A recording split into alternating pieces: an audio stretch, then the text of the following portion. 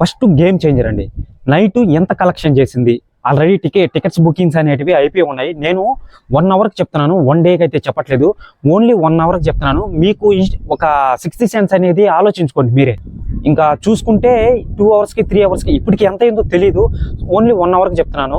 మన వైజాగ్ సిటీని తీసుకోండి. వైజాగ్ సిటీలో ఓన్లీ 6 లక్ష 1 కోటి, మన వైజాగ్ సిటీలో 1,13,00,000 అనమాట. 1,13,00,000. ఓకేనా? మన ఉత్తరాంధ్రలో తీసుకోండి. మన ఉత్తరాంధ్రలో తీసుకుంటే 1,61,00,000. సో టోటల్గా మన తెలంగాణ హైదరాబాద్లో చూసుకుంటే 1 కోటి. బుక్ మై షోలో 43 లక్షలు.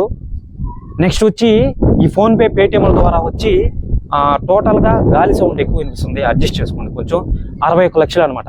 పేటిఎం ఫోన్పేల ద్వారా 61 లక్షలు. టోటల్గా 1 crore అనమాట తెలంగాణ డిస్టిక్లో. సో తెలంగాణ డిస్టిక్లో మొత్తం ఓన్లీ మన హైదరాబాద్లో వరకే అనమాట. నాకు తెలిసిన అప్డేట్ వరకు 1 అవర్ అనమాట. సో 1 అవర్కే చెప్తున్నాను, 1 డేకి అయితే నేను చెప్పట్లేదు.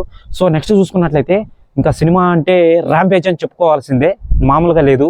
1 అవర్కి ఇంత వచ్చిందా, ఇంకా 2 అవర్స్కి ఎంత వస్తుంది, ఇంకా 3 అవర్స్కి ఎంత వస్తుంది, అలా పెంచుకుంటూ పోతుంటే అసలు జస్ట్ ఇప్పుడు ఎంత వచ్చింది అనేది తెలియట్లేదు. ప్రతి అప్డేట్ని మీకు వీడియో పరంగా అందిస్తాను అనమాట. సో మన ఛానల్ని సబ్స్క్రైబ్ చేయండి, ఓకేనా? అది విషయం అనమాట. ఇంకా చూసుకున్నట్లయితే ఇంకా మూవీ అనేది ర్యాంపేజ్ ఉండబోతుంది, మామూలుగా ఉండదు.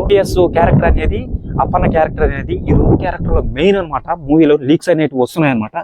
సో ఇంకా ర్యాంపేజ్ మామూలుగా అన్ని మూవీస్ని క్రాస్ చేసేస్తుంది కలెక్షన్ పరంగా.